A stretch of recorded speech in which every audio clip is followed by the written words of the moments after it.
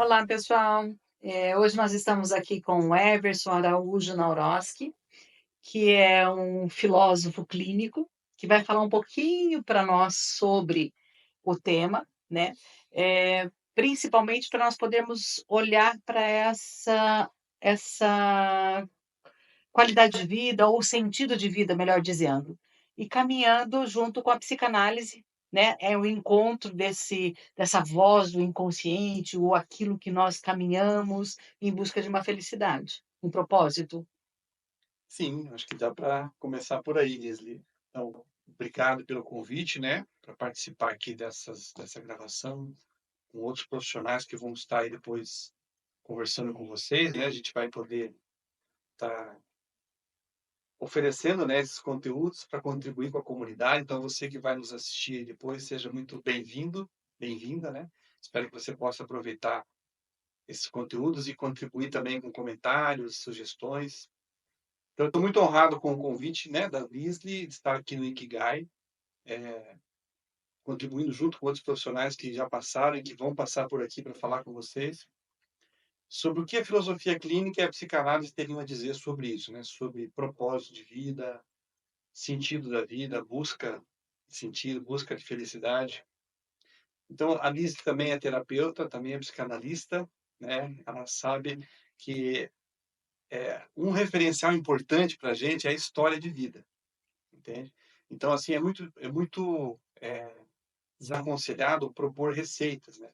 Então, na filosofia clínica, que é uma abordagem terapêutica, assim como na psicanálise, a gente trabalha com a história de vida. Então, quem é esse sujeito que se apresenta para mim, né? Quem é esse fenômeno humano? É esse indivíduo que está aí. Então, ele traz uma trajetória. E é a partir dessa trajetória de vida, da influência que ele recebeu, né, do meio social, da influência que ele recebeu talvez dos pais, né, dos parentes, da família e de outras pessoas que foram influenciando, né, essa história, é que a gente vai talvez ajudar a pessoa a definir como que ela se sente, quer dizer, ela se identificou com esse legado, né? O que ela recebeu da família ao longo dessa trajetória, o que ela recebeu de outras pessoas, professores, líderes religiosos, pessoas que tiveram ali algum tipo de influência, agregou a ela, ajudou ela a construir um sentido, ou pelo contrário, despertou dúvidas, trouxe angústias, né? Porque o que que a gente percebe no consultório? Muitas vezes um descompasso, né, entre o que a pessoa traz dentro dela e aquilo que é colocado para ela como expectativa. Então, às vezes, eu percebo muito assim um sentimento de inadequação, né, entre como a pessoa se sente, os desejos que ela tem, o que ela busca, e aquilo que é talvez a família esperava dela, ou a sociedade, ou o cônjuge, né, o parceiro. E muitas vezes esse descompasso entre o que a pessoa traz dentro dela e as expectativas externas, né, da sociedade, daquilo que ela recebe como valor, como modelo, esse conflito, né, esse descompasso, muitas vezes provoca diversos sintomas, né? Situações que levam até ao sofrimento, ao mal-estar, ao adoecimento. Então, eu diria para você assim, o que poderia servir para todos que vão nos ouvir aqui, que não são necessariamente nossos pacientes, né? Quer dizer, então eu vou ter que contar a minha história para daí você poder me ajudar, senão não rola. Não, vamos pensar assim, talvez você que talvez está, digamos, com algum tipo de crise, né, de existência, uma dúvidas, sei lá, algum sentimento de angústia, porque na filosofia o sentimento de angústia ele nasce às vezes de uma sensação assim de não saber o que fazer da Sim, vida, perder o sentido, né? perder o sentido. Quer dizer, e aí? Para onde que eu vou? O que que eu faço, né? Tanto que o Jung chega a dizer que depois, já que ele estava avançado assim na terapia, né, com o profissional, ele chega a dizer textualmente que em todos os casos que ele atendeu com pessoas de meia idade, né, ou seja, tinham passado praticamente metade da vida, uma expectativa de vida, né, da época dele talvez aí de 60, 70 anos. Então vamos imaginar pessoas com 40 anos, um pouco mais, todos tinham como grande questão existencial o sentido, Sim, que remetia à ideia do transcendente, que o Jung fala, olha, no fundo a questão era do sentido da vida. entende? Então, o que que nós podemos falar para você que está nos ouvindo aí, né, sobre isso? Talvez você que está em dúvida, passa às vezes por situações de angústia, né, de crise, pensar sobre o que é ofertado nesses sentidos, né, quer dizer, o que está sendo ofertado como modelo, como caminho de felicidade, né. Então, eu vejo assim, às vezes a pessoa oscilar em 3 modelos de validação, é muito comum isso aparecer para mim. Tem gente que busca a validação pelo fazer. Então são pessoas que elas sentem uma necessidade de que, Servir, sejam notadas, o serviço, se colocar a a serviço. serviço, mas por um ponto cego, que Sim, não como uma vocação. Então eu sim. faço para que eu seja elogiado, para que eu Sim. seja reconhecido. E você buscar a validação pelo fazer cria uma armadilha, né, Uhum, porque você está sempre dependendo do olhar do outro, do elogio, uhum. né, Se assujeitando ao se outro. assujeitando ao outro, perfeito. E isso pode levar a algumas armadilhas, pode levar à frustração, né, que você Uhum, fica refém de um papel. hum, Servir é um sentido mais vocacional. Nós falávamos, né, Lise, que o risco é quando você busca a validação pelo fazer e fica refém de um papel, da expectativa de atender, o outro, né, de ser reconhecido, de ser elogiado. E eu vejo muito isso acontecendo com as pessoas. E gera um ressentimento, porque quando ela não consegue fazer essa entrega, ou quando ela faz forçadamente, ela tem uma expectativa de reconhecimento, de sim, valorização. Só que nem sempre vem do jeito que ela quer. E aí gera, às vezes, um ressentimento, né, uma mágoa, um estranhamento, uma crítica. E a outra forma de validação é a validação pelo ter, né. Então fazer, ter, às vezes vem as 2 formas juntas, mas o ter é buscar uma afirmação de si mesmo, às vezes pelos objetos, pelas marcas, pelas mercadorias, pelas coisas. Então, é uma necessidade, às vezes, de trazer isso à tona, né, como uma maneira de reforçar e de alguma forma, fazer com que isso traga um sentido de valor, né. Quer dizer, eu tenho valor porque eu realizo coisas, eu tenho coisas, eu tenho objetos, eu tenho um padrão de consumo muito grande. Veja, não tem nada de errado nisso. O errado é quando a pessoa fica refém disso também. mas não leva por um prazer ilusório?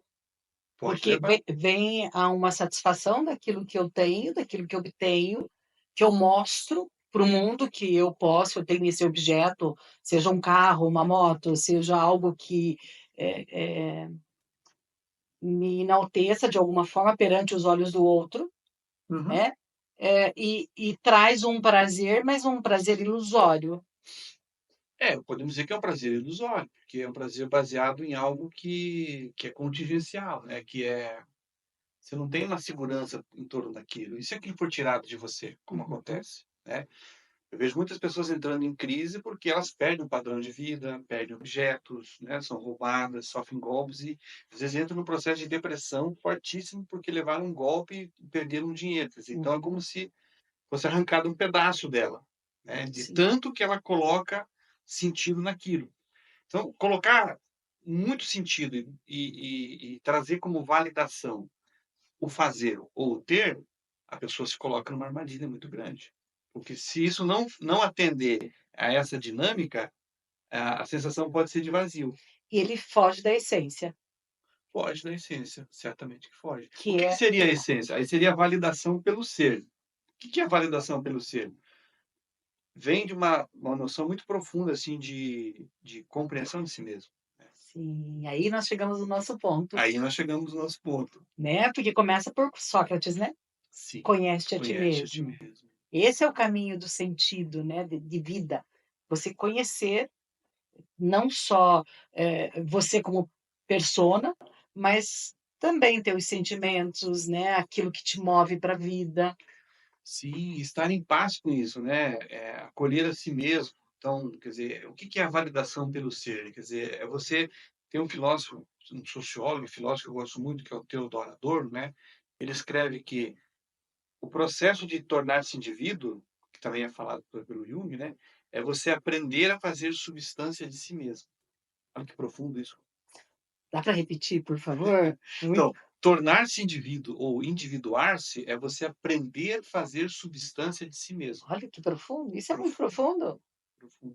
O que que seria como é que a gente traduz isso? Olha, talvez você, eh, ter essa segurança da própria dignidade, do próprio valor, né, da própria humanidade, dos teus sonhos, dos teus pensamentos, daquilo que você é, na sua essência mais íntima, né. Então, acolher isso como patrimônio, né, sim, seu, da tua existência, e não ficar tão dependente desse olhar do outro, né, sim, dessa validação externa, de se encaixar dentro dos modelos, dentro dos rótulos, né, dentro dos estereótipos. Existe também da pessoa um processo de autoconhecimento, sim. né, ali. É o que move, né.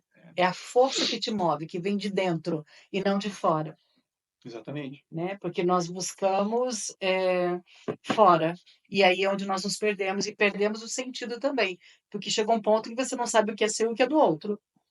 E aí esse é um ponto bem importante, que acontece muito, né, o que é meu e o que é do outro, né. Como é que eu separo isso, né? O Lacan, ele usa um termo que é bem curioso, que chama-se o grande outro, né. Existem os pequenos outros e os grandes outros, dentro de nós, né. Então o que que é esse grande outro? Às vezes é um pai que projeta uma sombra grande, né, um avô ou uma mãe, né, ou alguém das relações parentais que teve uma influência muito grande. Então, às vezes, você está vivendo uma escolha profissional que nem é tua, né? Sim, Vivendo um caminho que nem é seu, que você nem sabe talvez qual é o seu. Como é que a gente percebe às vezes que isso não está dando muito certo? Queixas, a pessoa não se identifica com aquela caminhada, não se identifica com aquela vocação, frustrações, sintomas, sintomas, perda de sentido. perda de sentido. Eu tenho uma amiga que é terapeuta também, e ela durante muitos anos da vida dela, décadas, ela se dedicou arquitetura, arquitetura e engenharia, porque o pai era arquiteto e engenheiro, tinha uma empresa, então ela foi sendo colocada nesse caminho, mas ela nunca se sentiu plenamente feliz. E aí depois do tempo que ela pôde reunir condições financeiras, né, e até, força interior, né, para se desvencilhar dessa sombra, desse grande outro dentro dela, né, que era o pai, ela encontrou o caminho dela como terapeuta, né, uma vida muito mais tranquila, eh, talvez um padrão mais simples, mas muito mais realizadora. Porque esse era o espaço dela, entende? Uhum. Então encontrar um sentido, às vezes, é você, fazer uma crítica da tua herança, do teu legado, né. Isso que eu carrego em mim, é meu mesmo? Eu estou feliz com isso? Porque também não tem nada de errado você seguir uma Não. vocação de um pai, de uma mãe, né, ou de um avô, se você está identificada com ela e está feliz, né. Às vezes é uma lealdade profunda, né, Uma lealdade que profunda. leva a um amor cego, porque você vai ser infeliz, porque você não está realizando o teu sonho, né, ou o teu desejo ou a tua missão. E aí você cai na frustração, Na perda do sentido, na né. perda do A sentido, daí crise, é isso. Hoje nós olhamos quantas pessoas estão sofrendo com depressões, né, é uma perda de sentido, sem dúvida. né. Às vezes a pessoa está vivendo aquele personagem, né, a depressão está muito associada, às vezes, a um personagem que já não dá conta mais daquela realidade, Sim, né. sim, Então eu tenho um jeito de viver, eu tenho comportamentos, eu tenho repertórios, eu tenho uma programação dentro de mim que eu tento executar, mas a sensação é de não realização, né. Não tem gosto, não tem aquela coisa boa, aquele entusiasmo pela vida. sim. Então é um personagem que às vezes entra em colapso e é de onde vem às vezes a depressão, quer dizer, eu não essa persona que eu estou vivenciando, ela já não dá conta da realidade, né. E você como terapeuta, você sabe, às vezes é um trabalho difícil a pessoa se dar conta disso, ter coragem de olhar para isso, A palavra é essa, coragem, coragem. porque as pessoas têm medo. Pra você conviver com você é muito difícil, porque você vai ter que olhar teu lado sombra e o teu lado luz. Aquilo que te faz bem e aquilo que você necessita muitas vezes desenvolver em você, mas e a coragem para que eu possa sair do rebanho, para que eu possa sair do meu da minha família, da minha estrutura, né, então você acaba perdendo a sua identidade, o seu sentido de vida, né, o seu propósito, e aí leva às frustrações, as frustrações levam à depressão e assim sucessivamente. Como encorajar as pessoas a encarar talvez esse processo, né, Eu adoro a palavra amor próprio, amor próprio. porque o amor próprio ele vem muito com essa força que me move, é a preservação, é o cuidado, é olhar as minhas necessidades, aceitar que eu sou humana, Eu sou humana, eu Eu não posso posso errar, controlar não tudo, né. posso controlar tudo. Eu posso errar, eu posso acertar, a minha verdade não é a sua verdade, a minha necessidade não é a sua, e aí eu consigo trazer para mim uma verdade mais autêntica. Uhum. Eu adoro isso também. Eu acho que talvez e aí a pessoa pode talvez pensar, né, quem vai nos ouvir lá, né: "Tá, e como é que eu sei que eu estou no caminho certo?", né. Eu diria assim, se você sente leveza, né, se a coisa flui, se você sente que está ficando mais fácil, talvez esse seja o indicativo, né, de que Sim, você está sendo mais leal, mais fiel ao que é a tua essência, o que tem a ver com você, né. sim, Como é que eu sei o que tem a ver comigo? Olha, se você se sente bem, sente um bem-estar, uma energia boa, se você vibra, né, se você ao imaginar aquele cenário, dá uma coisa boa, né, uma vibração boa, então é um bom indicativo, né. sim.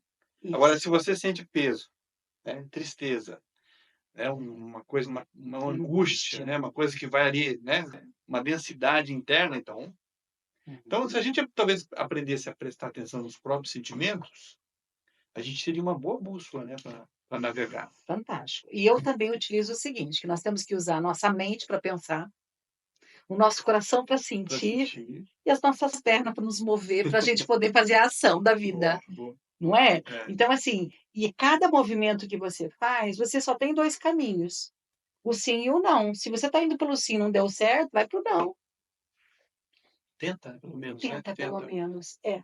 Aí você vai conseguir experienciar, porque a vida é uma experiência. E se você não permitir essa experiência, você nunca vai conseguir sentir, Nunca vai descobrir, né. nunca vai descobrir. Então, coragem.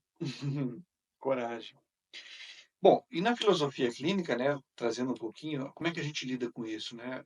Uma das coisas que mais aparece na filosofia clínica é o que a gente chama de significado, né? Quer dizer, como que você construiu esses significados que você se apega tanto e que às vezes não são suficientes? Então a gente ajuda às vezes o indivíduo, né, a revisitar a história dele e a ver se aquele significado construído em torno do casamento, do sexo, do amor, do dinheiro, da perda, se aquilo é dele mesmo, é real, ou se é alguma coisa enxertada, né. Então ele passa, às vezes, na terapia, depois de muitas sessões, a fazer um processo de autocrítica, de ressignificação, de desconstrução, sabe, de suavização de muitas coisas. Então, eu diria que, assim, na filosofia clínica, o resultado terapêutico ele começa a ser muito positivo quando o indivíduo adquire uma autoconsciência crítica, sabe. Aí ele começa a identificar isso, que é do vizinho, do avô, do pai, e se ele está em paz com isso, se ele acolheu para ser dele ou se ele sente que está seguindo um caminho que não é dele, né. Então, na verdade, é o Sócrates muito presente o tempo todo, né, conhece a ti mesmo, busca em você a tua verdade. A gente na terapia, né, Liz, a gente não dá receita, não dá um Não, caminho, né. não. E A nem gente aconselha, ajuda, nem né, nem aconselha. a gente leva a refletir, porque é a reflexão que vai mostrar o caminho para você.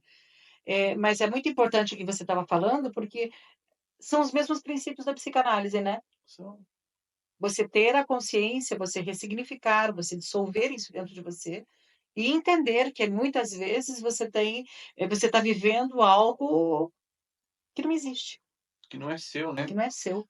Eu gosto muito da fala de muitos psicanalistas que resume um pouco o que o Freud fala de: "Olha, você pode até não ter responsabilidade sobre as feridas que você carrega", né, digamos: "Olha, eu não pedi para nascer, eu não quis essa família, eu não quis um pai negligente, uma mãe narcisista, abusiva, tóxica, sei lá o quê, tal, mas as feridas estão aí. E agora? Como é que faz? A gente continua olhando para o passado e culpando, apontando o dedo e justificando muita coisa pelo que foi, ou você vai se encorajar a tomar a responsabilidade e você fazer um esforço de curar essas feridas? Você pode não ter causado, né, você pode não ter causado em você, mas não é responsabilidade tua buscar algum tipo de alívio, de cura, de resolução? Sim. Eu defino muito isso que você falou em questão de sofrimento e dor. O sofrimento eu carrego tudo que eu passei lá no passado de cicatrizes, de feridas, então esse é o meu sofrimento. Eu quero carregar isso? Ou eu posso olhar para a minha dor e buscar o remédio E buscar necessário? um remédio. né, através da filosofia clínica, através da psicanálise, através de outras Então, tantos ferramentas, caminhos de tem acesso à alma, né? muitos caminhos, mas basta você ter coragem de poder olhar para você e se tornar uma melhor versão. É, eu acredito muito nessa coisa de se aprimorar, sabe, de buscar uma versão melhor, né. Agora uma coisa que me preocupa, que acho que você já deve ter percebido, Liz, é que muitas pessoas, às vezes, elas se queixam dos sintomas, elas não querem os sintomas, é tipo angústia, ansiedade, depressão, algum transtorno fóbico, Uhum. toque, seja o que for, eu não gosto desse sintoma.